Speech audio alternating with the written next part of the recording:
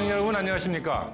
최근 조선중앙텔레비전에서 방송된 프로그램을 분석해 북에 대한 다양한 정보를 편견 없이 선입견 없이 바르게 전해드리는 북녘의 하루 김창현입니다.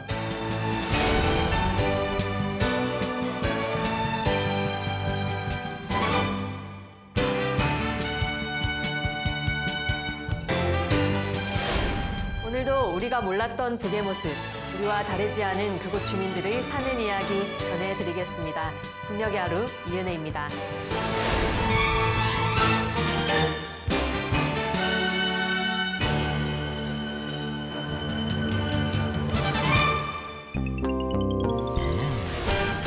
북녘의 하루를 통해 만나볼 주요 소식들입니다.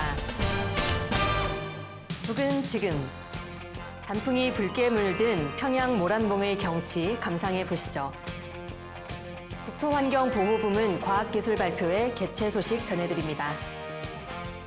자강도의 배움의 천리길 학생소년궁전이 리모델링 되었답니다. 준공식 함께 가볼까요? 북에서 전하는 해외의 주요 소식은 어떤 것들일까요? 북의 국제뉴스 전해드립니다. 북녘 돋보기 시간에는 북의 패션업을 가늠해 볼 수 있는 여성옷 전시회가 열렸다는데요.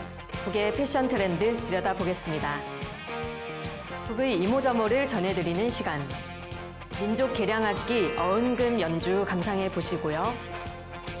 우리에게도 건강에 좋다고 잘 알려진 마늘에 대해 알아보겠습니다. 긴 겨울철에도 꽃을 피우는 사철 봉선화에 대한 상식 알려드립니다.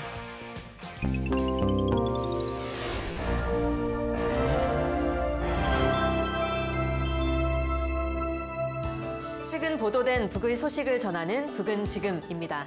평양 팔경에 속한다는 아름다운 모란봉에 단풍이 붉게 물들었다고 합니다. 모란봉은 평양 시내의 작은 언덕인데요. 전체 모습이 마치 모란꽃과 같다 하여 모란봉이라고 불립니다. 아름다운 경관 덕에 오랜 시간 평양 시민의 사랑을 받아온 곳이지요. 얼마나 아름답게 물들었을지 함께 가보시지요. 평양의 명승 모란봉에 단풍 계절이 왔습니다.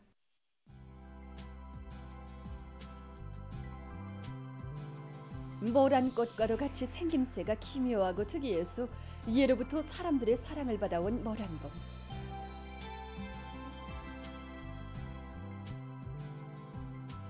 절세위인들의 손길 아래 인민의 명승지로 더더욱 빛을 뿌리는 모란봉은 한 폭의 아름다운 미술 작품을 연상케 하고 있습니다. 모란봉에 펼쳐진 이채로운 가을 경관을 현지 기자들이 취재한 소식입니다. 환희로운 봄 계절, 그리고 러금이 우거진 여름 풍경도 좋지만 그 단풍이 아름답게 물드는 모란봉의 가을 풍경은 사람들에게 유다른 정서를 안겨주고 있습니다. 여기 모란봉에는 수십만 그루의 나무가 뿌리를 내리고 있는데 그 나무들이 군빛, 붉은빛, 노란빛 이렇게 각기하게 물들어 자기의 모습을 아름답게 단장했습니다. 푸릇 총총한 소나무들과 단풍들이 한데 어울려 조화를 이룬 모란봉의 아름다움을 화폭에 담아가는 미술가들의 모습도 보입니다. 우리 당의 민족유산 보호정책에 의해서 옛 모습 그대로 서 있는 역사 유적들. 민족의 슬기와 자랑을 더욱 소중히 새겨안게 하는 모란봉의 역사 유적들도 단풍과 어울려 신비로운 절경을 펼치고 있습니다.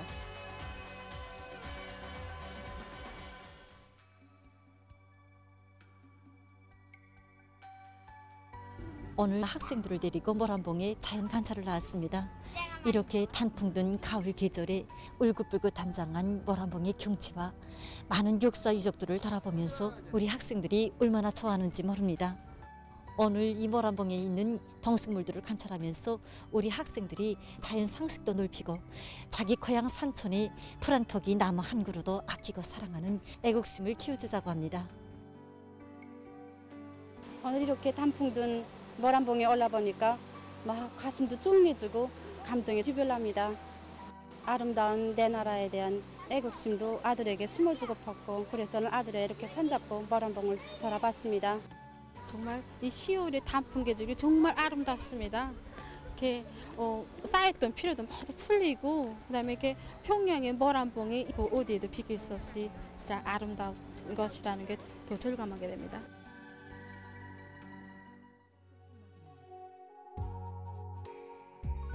모란봉의 가을은 자연의 아름다움만을 전하고 있지 않습니다.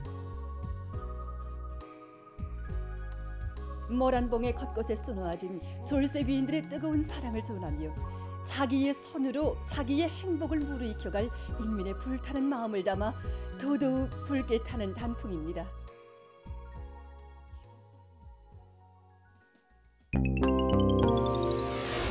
지난 9월 김정은 총비서는 최고인민회의 시정연설을 통해 현 시기 정부가 힘있게 추진해야 될 중대사로 국토관리 사업과 재해방지 사업을 꼽은 바 있습니다. 북을 비롯한 많은 나라가 재해성 이상기후 영향으로 인적, 물적 피해를 겪고 있는 상황에서 치산치수 사업의 중요성을 강조한 것이지요. 조선중앙텔레비전에도 국토환경 보호, 관리 사업에 대한 선전선동 영상이 자주 등장하고 있는데요. 거기에 최근 전국 국토환경보호부문 과학기술 발표회 2022도 개최되었습니다. 국토환경 보호 사업에서도 역시나 과학기술을 앞세우는 모습이지요. 진행 방식도 가상 전시회 방식, 즉 온라인으로 진행된 듯한데요. 어떤 기술 성과들이 공유되었을지 궁금하군요. 함께 보시죠. 지난 10월 20일부터 조선자연보호연맹 중앙위원회의 주최하에 전국 국토환경보호부문 과학기술 발표회 2022 2차가 가상 전시 방식으로 진행되고 있습니다.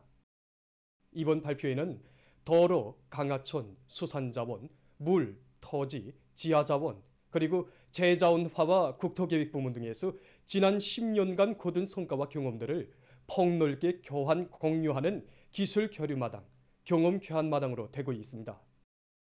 우리는 이번에 도로, 강하천, 국토계획, 재자원화 협회들을 새로 조직하고 이 부문에서 이룩한 과학연구 성과들이 많이 제출되도록 하였습니다.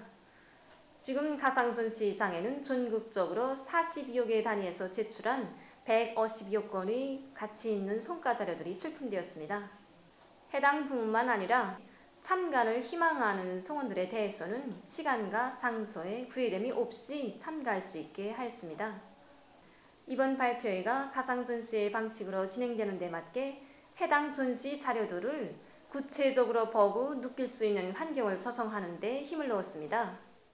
우리는 가상전시장을 참관하는 사람들이 서로 자기 의견도 투고하고 또 경험을 서로 교환할 수 있게 교류마당도 형성해 놓아서 발표의 실효성을 높이고 있습니다. 북의 학생들은 학교 수업 외에 누구나 과외 소조 활동을 한다고 말씀드렸었는데요. 각 지역에는 그 소조 활동을 전담하는 학생 소년 궁전이 있습니다. 우리로 치면 일종의 학생회관 느낌이겠죠. 예, 곳곳에 있는 학생회관 중 규모가 큰 것을 학생 소년 궁전이라고 부르는데요. 과학, 기술, 체육, 문화, 예술 등 다양한 방면의 재능을 키워주고요. 일반 학생들의 소조 활동뿐 아니라 영재교육 체계를 두어 예술, 체육, 과학 분야의 영재를 양성하기도 한답니다.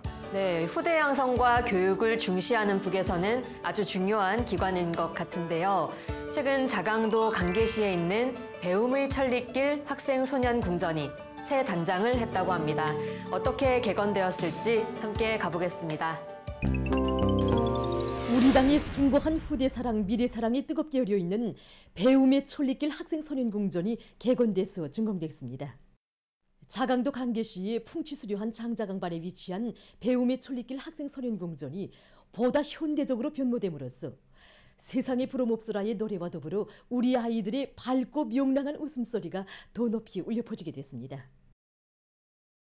30일에 진행된 준공식에서 윤설자는 주체 108, 2019년 5월 궁전을 찾으신 경의하는 총비서 동지께서 소년궁전 개건 정령과 운영 실태를 구체적으로 요의하시고 일꾼들이 청소년 과외교양 사업에 대한 올바른 자세와 입장을 가지도록 이끌어주신 데 대해서 언급했습니다. 윤설자는 일꾼들과 근로자들이 조국의 미래를 갖고 가는 긍지와 보람을 안고 당제 8차 대회와 전원회의들의 결정 관철을 위한 총진군을 힘차게 다그쳐 나갈 때 대해서 강조했습니다. 준공식이 끝난 다음 참가자들은 배움의 천리길 학생선연궁전에 여러 곳을 돌아봤습니다. 컴퓨터실, 미술실, 무용실, 연주실도 보이고요. 농구 코트에 대강당까지 참 다양하게 꾸려져 있네요. 배움의 천리길 궁전, 이 리모델링이 이번이 처음이 아니라던데요. 예, 2016년도에 처음 리모델링을 한번 했거든요. 그때가 지어진 지 52년 만에 한 리모델링이었어요. 네. 그리고 이제 3년 뒤인 2019년도에 김정은 총비서의 현지 지도가 있었는데 그때 간부들의 일하는 태도, 자세에 대해서 엄한 질책이 있었다고 합니다. 그래요? 왜요? 가보니까 이제 샤워장에 물도 안 나오고 수도꼭지도 없고 그리고 조명도 제대로 안 돼 있고. 근데 문제는 이런 상태로 내두고도 아무도 이것에 대해 관심을 갖지 않는다라고 하면서 말이죠. 솔직히 리모델링한 지 3년밖에 안 됐는데 그 정도 수준이면 간부들이나 이 일꾼들이 좀 무관심했던 거는 사실인 것 같네요. 그래서 아까 준공식 때 이런 얘기 나왔었는데요. 총비서가 일꾼들이 청소년 과외교육에 대해 올바른 자세와 입장을 가지도록 이끌어 주셨다. 이런 얘기가 나온 배경이 2019년에 있었네요. 예, 맞아요. 2019년 현지 지도 당시에 그런 말을 했거든요. 당의 정책에 대해서 집행을 대충 흉내만 내고 대충대충 하고 있다. 이것은 사상 관점의 문제이다. 이렇게 지적한 바가 있죠. 네. 그렇게 호되게 혼나고 다시 리모델링까지 한 만큼 학생 소년들의 궁전이라는 이름에 걸맞게 잘 운영되길 바랍니다. 다음은 조선중앙텔레비전이 전해주는 해외 소식 보내드리겠습니다. 지금 세계 각지에서 오미크론 변이 비루스의 새로운 변이 형태들이 급속히 전파되면서 상황이 더욱 심각하게 번져지고 있습니다. 특히 아시아의 여러 나라에서 XBB 변이 비루스의 빠른 확산으로 감염률이 증가하고 있습니다. 자료에 의하면 XBB 변이 비루스는 두 가지 변이 비루스가 결합돼서 생긴 재조합 비루스로서 전파 속도가 매우 빠른 것이 특징이라고 합니다. 일본에서 최근 XBB 변이 비루스 감염자들이 발생했다고 합니다. 27일 도쿄도에서 처음으로 이 변이 비루스에 의한 6건의 감염 사례가 확인됐다고 합니다. 싱가포르에서도 XBB 변이 비루스에 의한 감염률이 9월 중순에 17.3%로부터 현재 60% 이상으로 늘어났다고 합니다. 한편 인디아에서도 현재 이 변이 비루스에 의한 감염자 수가 230여 명에 달하고 있다고 합니다. 이 나라 전문가들은 자국에서 각이한 오미크론의 아형들이 빠른 속도로 전파되고 있다고 우려하면서 XBB 변이 비루스에 의한 감염이 11월 중순에 가서 절정에 달할 수 있다고 경고했습니다. 30일 현재 세계적인 감염자 수는 6억 3,542만여 명, 사망자 수는 659만 3,600여 명으로 증가했다고 합니다. 필리핀의 남부 지역에 28일 열대성 폭풍이 들이닥쳐 피해가 났습니다. 강풍을 동반한 무더기 비로 큰 물과 흙사태가 발생했다고 합니다. 이로 인해서 42명이 사망하고 16명이 행방불명됐다고 합니다. 이라크의 수도 바그다드에서 얼마 전 가스 탕크가 폭발했습니다. 사고로 9명이 죽고 10명이 부상당했다고 합니다. 탕크가 폭발하면서 주변 건물들도 피해를 입었다고 합니다. 최근 세계적으로 산호초 사멸 문제가 심각하게 제기되고 있습니다. 자료에 의하면 지구온난화로 인한 바닷물 온도 상승과 생태 환경 오염 등 여러 요인으로 해서 지난 10년 동안 세계 산호초의 14%가 사멸됐다고 합니다. 앞으로 이러한 사태가 계속 지속된다면 21세기 중에 지구상의 모든 산호초가 사멸될 수 있다고 합니다. 환경보호학자들은 지구의 생태계를 보호하기 위해 각국이 지구 온난화를 초래하는 온실가스 방출량을 극력 줄일 것을 호소하고 있습니다.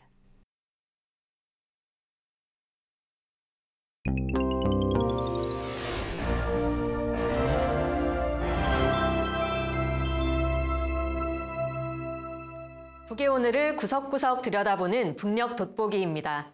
그간 북녘의 하루를 통해 북쪽 인민들의 다양한 모습 지켜봐 왔는데요. 북측 여성분들 참 아름답다. 외모나 패션에도 관심이 많은 것 같다. 그런 인상 받지 않으셨나요? 흔히들 사회주의 국가라 하면 획일화된 디자인, 무채색 인민복 또는 군복을 떠올리실 텐데요. 북을 들여다보면 전혀 그렇지 않다는 걸 알 수 있습니다. 계절마다 새로운 디자인의 옷이 만들어 판매되고 화장품 공장에서도 다양한 과학 연구로 제품 기능을 높이고 있고요.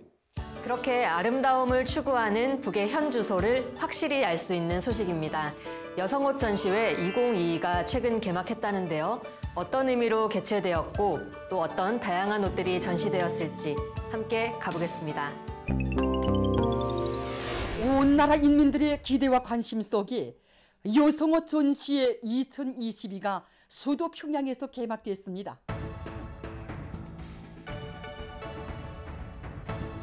우리 인민들에게 세상에서 가장 아름답고 행복한 생활을 마련해 주려는 어머니당의 은정 속에 우리의 문화, 우리식의 멋과 향기가 새 시대에 부응하는 문명 발전을 선도하며 나날이 개화하고 있습니다.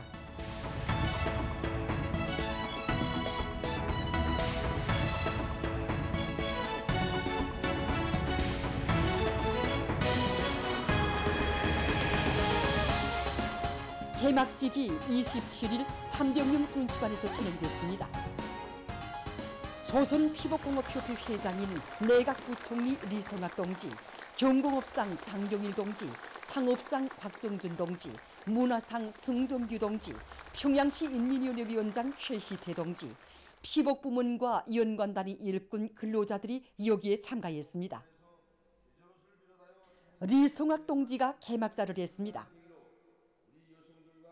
연설자는 경공업 부문에서 계절옷을 비롯한 인민들의 기호에 맞는 여러 가지 옷을 많이 만들어 전시회에 내놓아 우리의 것이 유행되게 하고 사회주의 생활 문화를 선도해 나가야 한다는 것이 우리 당의 순간 뜻이라고 말했습니다. 개막식이 끝난 다음 참가자들은 전시회장을 돌아봤습니다. 전시회장에는 은하무역구, 봉화무역구, 평양시 피복공업관리국을 비롯한 전국의 옷생산 단위들, 각지 양복점들을 포함한 540여 개 단위들에서 만든 30대, 40대 여성들의 계절옷들이 전시됐습니다. 전시에는 여성들의 옷차림에 어울리는 신발, 손가방, 브로치, 머리 빈침, 모자 등의 기호품들과 여성들이 선호하는 화장품들, 질 좋은 옷감들도 출품돼서 이채를 띠고 있습니다. 이번 전시회는 우리 여성들이 특성에 맞으면서도 현대적 미감이 살아나고 또 세계적 추세에도 맞는 여러 가지 형태의 새로운 옷들을 더 많이 생산하고 우리 옷차림 문화를 새로운 단계로 끌어올리자는 데 그 목적이 있습니다. 전시회는 10월 27일부터 11월 9일까지 진행되게 되는데 피복부문의 기술 교류와 주문 계약과 관련한 상담들이 진행되게 되며 출품한 제품들을 참관자들에게 판매도 하여줍니다.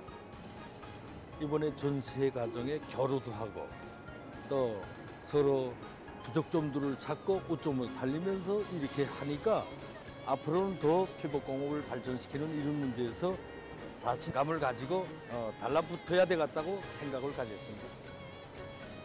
모든 단위들에서 새 제품 개발자를 모았습니다. 높은 이제 경쟁 속에서 제작 단위들의 경쟁 속에서 이번에 여성 옷들이 출품됐습니다. 이제 옷 전시회 이번에 기간에 여성들 속에서 이제 어떤 옷을 좋아하는지, 우리 여성들이 사랑하는 옷은 어떤 옷인지 이런 측면들을 이제 많이 발전시키려고 합니다. 가공해서 우리가 요정옷 전문이라고 생각하면서 해봤는데 실질적으로 다른 단위들 넣고 보니까 좀 도안이라던가 기술적인 측면에서 우리가 다른 단위를 많이 따라 앞서야 되겠구나 하는 이런 것을 배우게 됐고 또 좋은 형태들도 많이 나왔습니다. 여러 가지 형태들. 그래서 그 형태들도 우리가 좀 더 기술적인 과학기술이 손가에 도입돼가지고 좀 더 하면 우리가 앞으로도 더 발전할 수 있다는 걸 많이 배우게 됐습니다.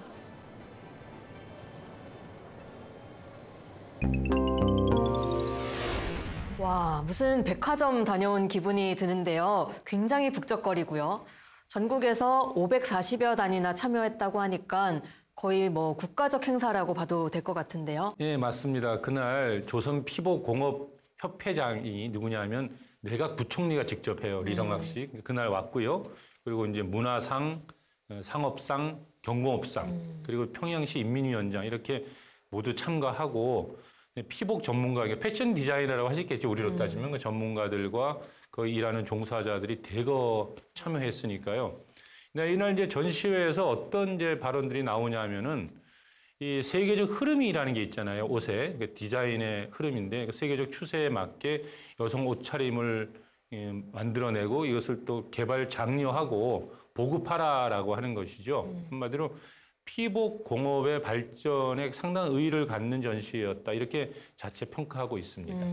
아까 개막사에서 내각 부총리가 좋은 옷을 많이 생산해서 우리 것을 유행되게 해야 된다. 이런 말을 했다고 하는데요. 그렇죠. 저는 우리 것을 유행하게 해야 된다. 이게 딱 귀에 들리더라고요. 이게 무슨 의미일까?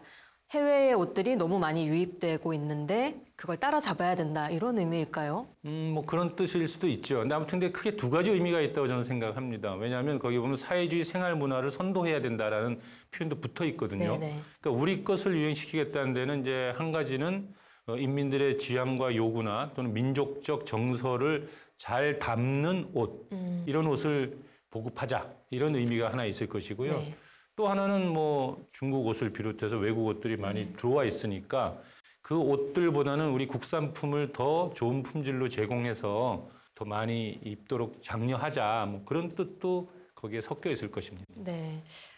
아까 전시회장에 보니까요. 직접 옷을 입어보는 게 아니라 증강현실로 가상 피팅하는 모습도 보이던데 여러모로 발전을 꾀하고 있는 것 같습니다. 이 전시회는 11월 9일까지 이어지는데요. 한창 진행 중이던 3일차 전시회장 모습 어떨지 보도 이어보겠습니다. 온 나라 인민들의 기대와 관심 속에 지난 27일에 개막된 여성옷 전시회 2022가 계속 진행되고 있습니다. 시대적 미감과 민족적인 형식을 배합하면서도 우아한 세련미를 살려주는 밝고 부드러운 색깔의 달린옷, 양복, 외투 등이 참가자들의 이목을 집중시키고 있는 속에 전시회장에서는 옷 가공 단위들 사이의 기술 교류와 수요자들과 피복 생산 단위들과의 상담이 활발히 진행되고 있습니다. 지금 전시회가 시작돼서 3일째입니다. 그래서 이 3일째 기간에 우리가 제품 보여주기를 기본으로 하면서 상담 기술 교류를 전문으로 하고 있습니다. 그래서 피복 전문가들은 물론이고 애호가들도 자기가 피복 가공이나 설계화 부문에서 이렇게 특별히 알고 싶었던 문제를 많이 기술 교류하면서 배웠다는 좋은 반영이 제기되고 있습니다. 우리 문화에 대한 그런 보여주기도 많이 이루어지고 또 앞으로 우리 피복공업을 한 단계 더 발전시키는 데서 매우 중요한 의의가 있다고 봅니다.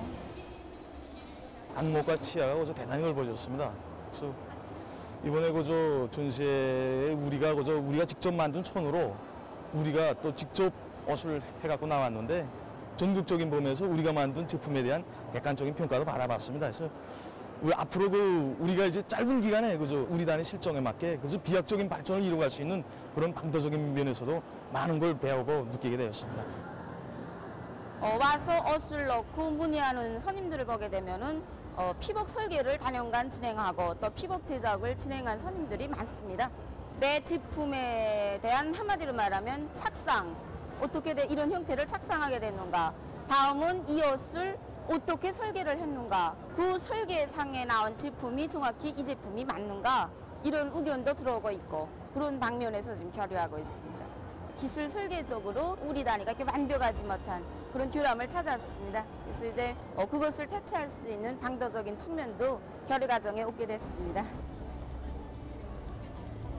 우리 운하무역국에서는 가장 우수한 제품들로 8,000여 점을 출품하였습니다. 그래서 많은 피복 전문가들이 찾아와서 우리의 더안들과 기술을 물어보기도 하고 우리도 이렇게 다른 단위들의 피복 제품들을 보면서 많은 착상을 가지게 됐습니다. 전시회만 하는 게 아니라 다양한 교류가 이어지고 있네요. 소비자와 생산자 간에도 있고 생산 단위들끼리 기술 교류도 있고요. 뿐만 아니라 전문가 심사, 군중 심사가 진행되었다 하거든요.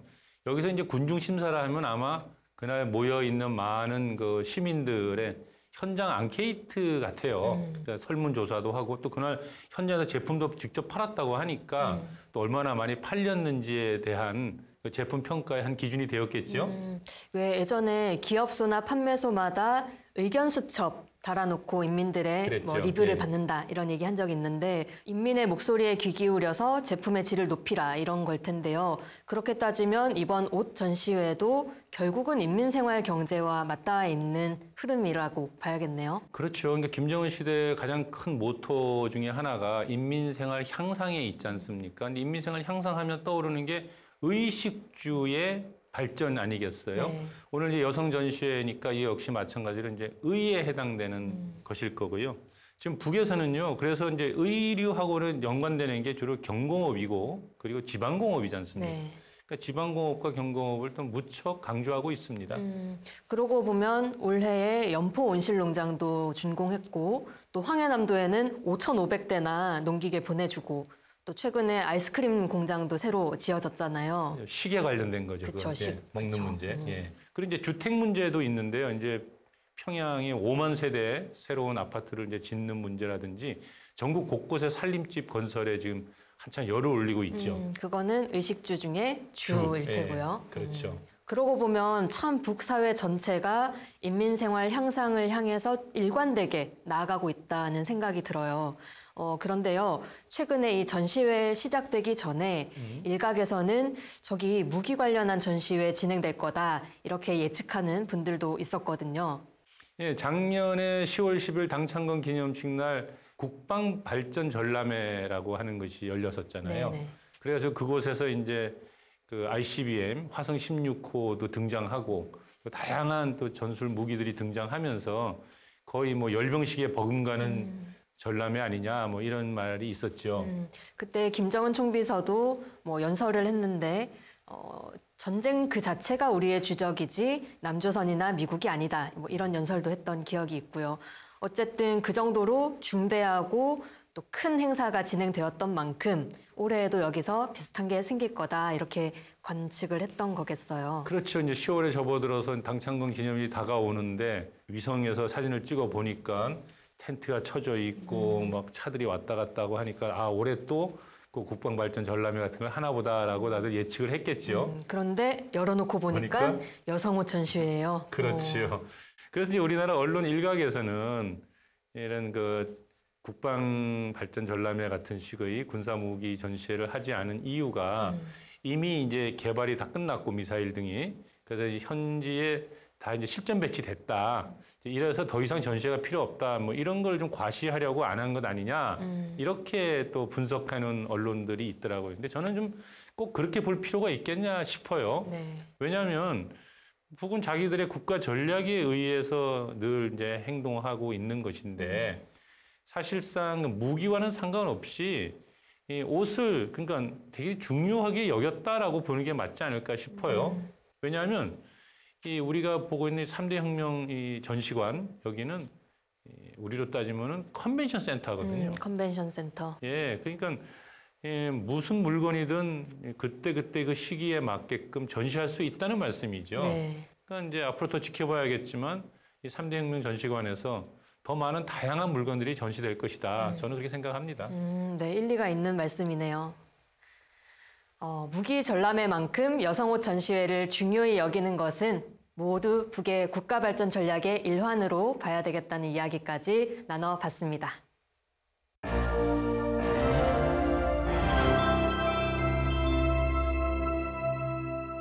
조선중앙텔레비전에서 방영되는 다양한 프로그램을 모아 보여드리는 북이모저모 시간입니다. 오늘도 어떤 흥미로운 소식이 준비되어 있을지 기대하셔도 좋습니다. 먼저 민족적 정취가 느껴지는 연주 두 곡 감상하려는데요. 일전에도 소개해드린 바 있는 민족 계량악기 어은금 독주와 피아노로 연주하는 북지역의 대표 민요 풀무타령 보내드립니다.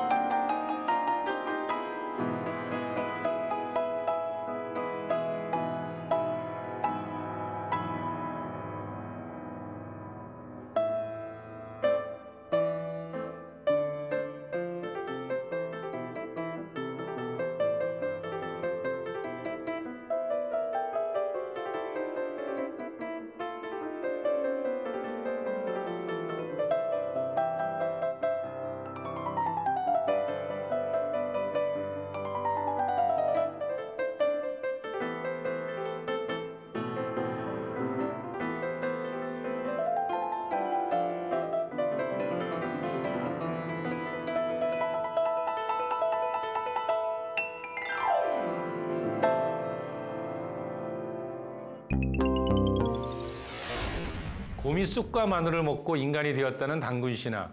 거기 등장할 정도로 마늘은 유구한 세월 우리 민족과 함께 해왔습니다. 마늘이 몸에 좋은 건 다들 아실 텐데요.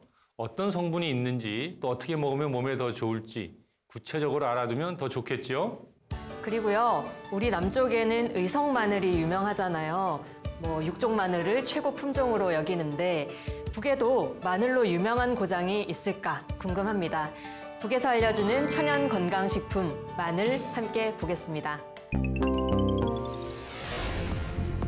비록 적은 양이라 할지라도 우리의 전통 요리 맛을 언제나 돋구어주는 여러 가지 양념감들. 그중에는 요리 맛은 물론 사람들의 건강 장수와도 인연이 있어 더욱 친근하게 느껴지는 마늘도 있습니다. 그럼 이번 시간에는 우리 민족 요리들에 많이 쓰이면서도 천연 약재로 알려진 마늘에 대해 보기로 하겠습니다.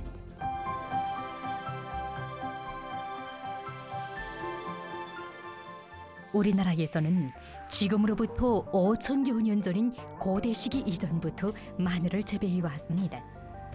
한마디로 우리나라는 마늘의 원산지입니다. 역사 기록에 의하면 황해도의 연안, 배촌 지방은 조선봉건 왕조 시기 이름을 날린 마늘 산지였습니다.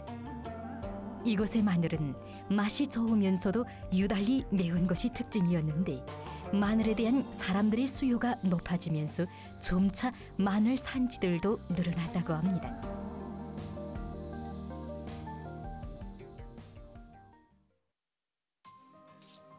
지금 우리가 가고 있는 곳은 평양시 강남군입니다. 강남군 역시 마늘로 유명해진 곳입니다. 그럼 어떻게 돼서 강남군이 마늘 산지로 됐는지, 또 강남의 마늘은 다른 고장의 마늘과 어떻게 다른지, 이런 호기심을 안고 우리가 도착한 곳은 강남군 영진리. 이곳에서는 해마다 많은 양의 마늘을 심고 있는데 지금 계절의 마늘을 보자면 집초마를 봐야 한다고 했습니다. 이 고장 사람들은 분마늘철이 지난 다음에는 이렇게 마늘 타래를 만들어 말린다고 합니다. 강남 마늘이 이거 토양이 새빨간 땅 돼서 좋다기는데 이거 아무렇게 심어도 그저 김만 맺으면 잘 납니다. 100% 잘 나고 뭐 크게 병나 죽고 뭣도 없고 그저 마늘 농사는 잘 뗍니다. 마늘은 일단 습기를 받으면 썩기 때문에 이곳에서는 종자 보관에도 특별한 관심을 돌리고 있었습니다.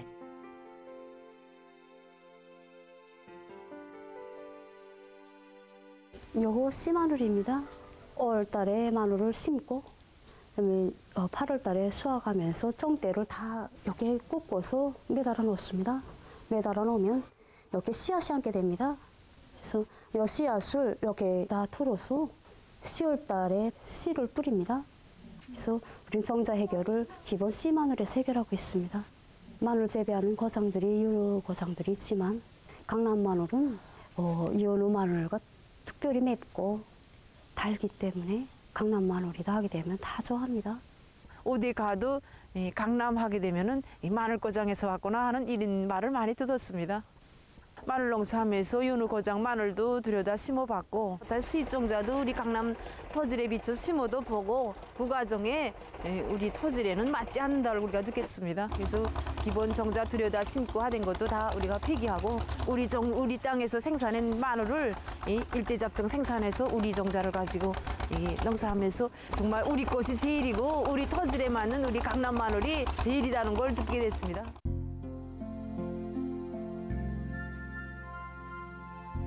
이곳의 여러 모습들을 화면에 담느라니 문득 취재 과정에 알게 된 마늘에 대한 옛 시구절이 떠올랐습니다. 외지고 메마른 산골 살림에 살아가는 재미를 어떻게 알랴. 마늘만 먹는다면 매워 싫지만 양념으로 치면은 입맛이 붙네. 오래도록 고생하는 우랭병 때문에 위장이 나를 따라 허약해지니 늙음하게 다행히도 내 덕을 보려 입맛대로 무작정 씹어먹노라. 이 시를 통해서도 알 수 있는 것처럼 마늘은 오래전부터 식용으로뿐 아니라 약재로도 이용되어 왔으며 마늘뜸과 같은 여러 가지 민간요법들도 전해져 오고 있습니다. 고려의학 전문가들의 말에 의하면 매 식품들은 다 자기의 독특한 맛과 함께 성질을 가지고 있다고 합니다. 그러면 마늘은 어떤 성질을 가지고 있으며 사람들의 건강에 또 어떤 작용을 하는 것인지. 네, 마늘은 예로부터 우리 민들 속에 건강에 좋은 항산화작용, 항암작용, 항균작용 정말 많이 알려져 있습니다. 그래서 우리 사람들 속에서 흔히 마늘을 하게 되면 그 알리신 성분이 있어서 항생작용하고 있다고 다 알고 있습니다. 그래서 우리 감기가 돈다 하면 마늘을 줌 내서 그 김을 쏘이면 감기를 예방한다. 이런 내용도 있습니다. 마늘을 입에 물고 3분 내지 5분 정도 씹으면 입안에 있는 세균이 모두 죽는다. 이런 게 밝혀졌습니다. 최근에 마늘이 건강식품으로서 주목을 받게 된 데는 또 새로운 성분이 밝혀졌기 때문입니다. 그런 성분이 바로 스코르디닌 이런 성분들입니다. 스코르디닌은 물질 대사를 활발하게 하고 그리고 심장박동을 강화시켜주고 말초 혈관을 확장시켜주고 혈압을 낮추고 또 콜레스테롤을 낮추는 이런 유익한 작용을 하기 때문에 심장병이라든가 또 뇌졸중 그리고 동맥경화증, 당뇨병 여기 아주 좋은 건강식품으로 되어 있습니다. 마늘은 하루에 2~3쪽 정도 특히 아침에 힘이 나지 않고 또 입맛도 없고 할 때 2~3쪽 정도 아침 식사 때 같이 정상적으로 먹게 되면 건강에 아주 좋은 것으로 이렇게 보고 있습니다. 그러면 이렇게 생각할 수 있습니다. 마늘을 먹으면 위가 아프다 이렇게 호소하는 사람들이 있습니다. 생마늘을 먹으면 위를 차고 하지만 마늘을 구워 먹으면 이런 작용이 없어집니다. 생마늘을 굽게 되면 그 마늘 속에 들은 항산화 작용을 하는 이런 물질들의 활성이 생마늘에 비해서 10배나 강해집니다. 그러니까 이런 심장병이라든가 당뇨병, 항암작용 이런 거는 배로 더 세진다고 말할 수 있습니다. 그래서 옛날부터 다 알고 계시는 흑마늘과 같은 구운 마늘은 그 생마늘에 못지않은 이런 좋은 건강식품으로 이렇게 인정을 받고 있습니다.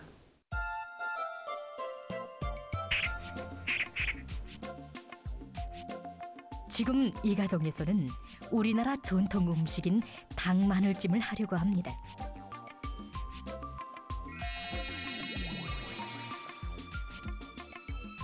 닭마늘찜을 만들기 위한 어머니의 일손을 돕고 있는 아이들. 이 가정에서는 몇 해째 여름철이 오면 닭마늘찜을 해먹고 나는데 그래서인지 아이들이 감기에 걸리는 율도 좋고 식성도 좋아졌다고 합니다. 희정아, 언니가 이말 해줄까? 언니 옛날에 말이야 봄하고 곰이 살았단 말이야. 근데 봄하고 곰은 사람이 되고 싶었대. 그래서 봄과 곰은 사람이 되기 위해서 계속 하늘나라에 있는 하늘이 사람이 되기 위해서 계속 필요했대. 그런데 어느 날 환웅이 내려와 곰과 봄에게 쑥 한 타래와 마늘 20개를 주면서 이것을 먹으며 100날 동안 햇빛을 보지 않으면 사람이 될 수 있다고 말했습니다. 그래서 곰은 쑥과 마늘만 먹으면서 동굴 속에서 나오지 않았습니다. 그러나 봄은 끝내 참지 못하고 동굴을 뛰쳐나갔습니다. 이렇게 돼서 곰은 여인으로 변했지만 봄은 사람이 되지 못했습니다. 이 곰 여인은 후에 환웅의 아내가 되어 아들을 낳았는데 그가 바로 우리나라를 세운 첫 왕 단군이었다고 합니다.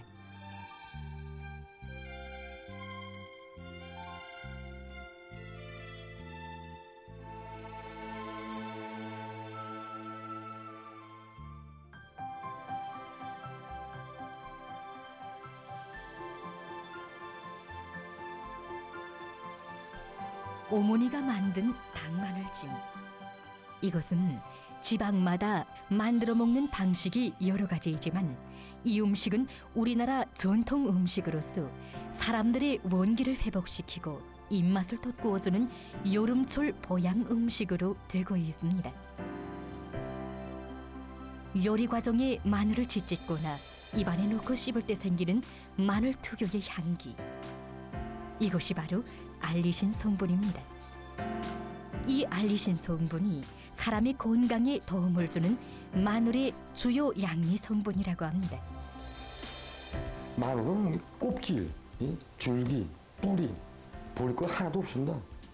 우리가 이제 마늘 추출을 하는 공정에서 오늘 때는 마늘을 바꿔서 해보기도 하고 마늘 껍질채로 추출도 해봤는데 오히려 껍질채로 추출하니까 효과가 더 좋습니다. 그러니까 마늘 종류대로도 이용할 수 있고 또 찌개대로도 약으로 이용할 수 있고 정말 마늘은 버릴 것이 하나도 없는 장수식품의 하나입니다. 오늘날 마늘은 인체에 해를 주지 않으면서도 광폭적인 치료 효과를 나타내는 것으로 해서 세계적으로도 주목되는 연구 대상으로 되고 있습니다. 이 땅에 뿌리를 박은 때로부터 우리 민족의 역사와 함께 수천 년 세월 언제나 함께 어울려온 마늘. 시대의 변화에 따라 많은 것이 달라지고 변했지만 마늘 특유의 맛과 향기, 그에 대한 사람들의 애착심에는 변함이 없습니다. 그리고 변함없는 그 향기처럼 내 조국의 특산 마늘은 앞으로도 사람들의 건강과 장수를 도모하는 천연 건강식품으로 빛을 뿌리게 될 것입니다.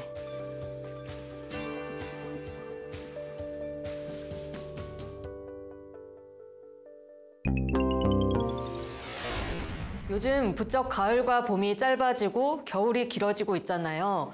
전국의 단풍이 다 지고 나면 곧 겨울이 올 텐데 금세 거리가 삭막해질 거라는 생각에 벌써 서운해집니다. 춥고 긴 겨울철에도 아름답게 꽃 피우는 사철 봉선화를 길러보면 어떠실까요? 이 꽃은 사계절 내내 꽃이 핀다고 하니까요. 사철 봉선화에 대한 상식 알아보겠습니다.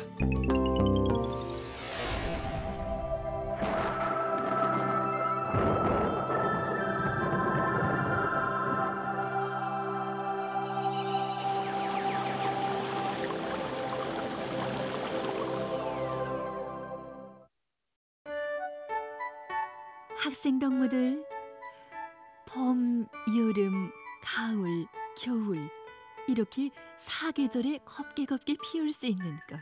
그래서 언제나 집집의 창가를 아름답게 장식해주는 꽃들이 있답니다.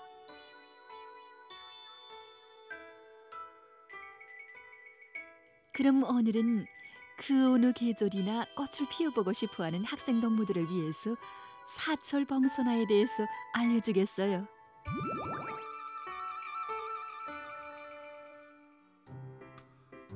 학생동무들, 거운 손 곱게 물들이는 봉선화를 알지요?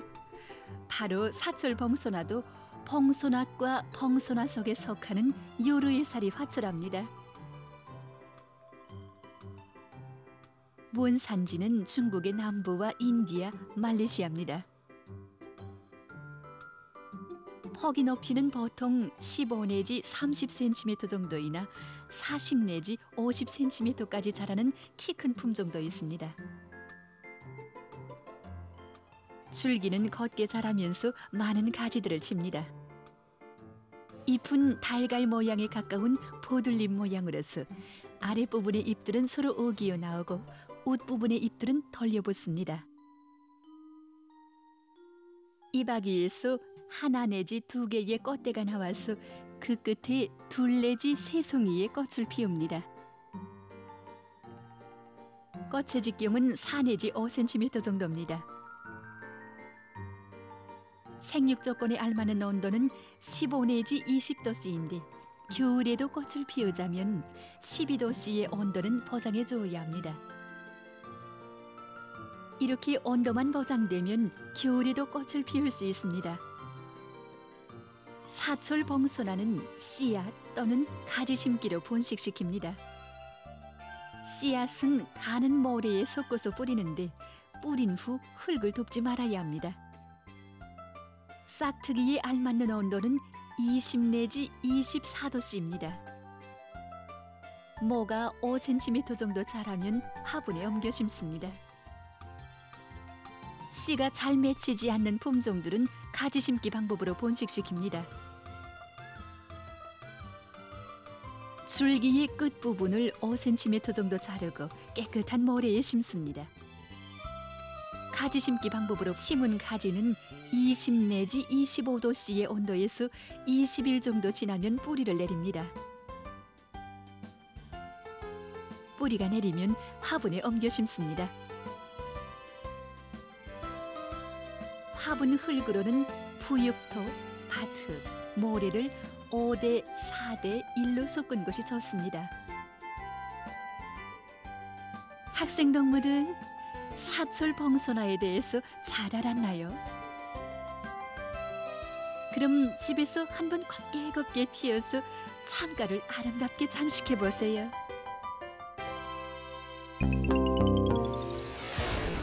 오늘 순서는 여기까지입니다. 여러분, 오늘도 북과 조금 더 가까워지셨나요? 앞으로도 있는 그대로의 북녘 소식 여러분께 꾸준히 전해드리겠습니다.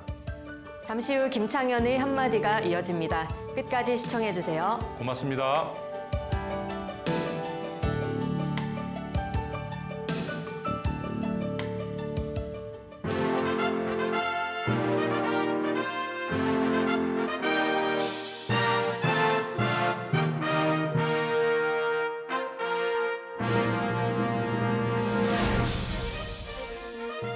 (2012년 4월 15일) 김일성 주석 탄생 100돌 기념 열병식이 열렸습니다.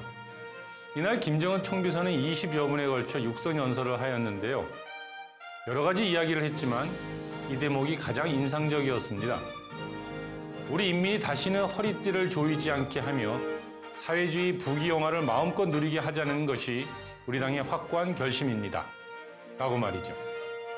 여러분은 어떤 생각이 드시나요? 이 공약이 과연 지켜질 수 있을까? 의문이 먼저 드는 것이 솔직한 심정일 겁니다. 당장 먹고 살 식량이 부족할 텐데 어떻게 허리띠를 졸라매지 않을 수 있지? 더욱이 부귀영화라니요. 허풍이 너무 심한 게 아닐까? 뭐 이런 생각들 말입니다. 실제 북은 그동안 인민대중 제일주의 정치를 내세우고 인민생활 향상을 최고의 모토로 삼았는데요. 쌀과 밀 생산을 장려하고 축산과 수산의 발전을 통한 단백질 공급, 다양한 부식 제공 등 먹는 문제 해결과 전국 방방곡곡 아파트와 산림집 건설 등 주택 문제 해결, 그리고 경공업과 지방공업을 장려하면서 각종 의료와 일용품 해결에 공을 들여왔습니다. 인민생활 향상은 한마디로 의식주 문제 해결에서 출발하니까요.